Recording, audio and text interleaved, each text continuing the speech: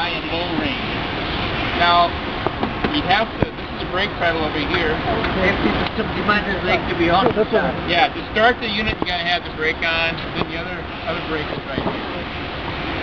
And then to start this, you gotta put, this is wired to the lights, kind of prototype only. So you gotta bring it all the way over. Then to start it, here's the starter switch. And as you see right now, two-wheel drive it steers easy. When you get it into four-wheel drive, it's a little harder to steer. It takes about 17 foot-pounds to move it then. And then lock, it doesn't steer very good at all. All your wheels are turning at the same time. So.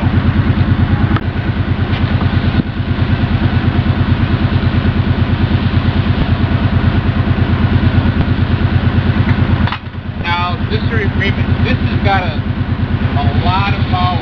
So if you hit the throttle real hard, you'll stand the front end right up. So just play with it a little bit, okay? Okay, I don't want anybody hurt.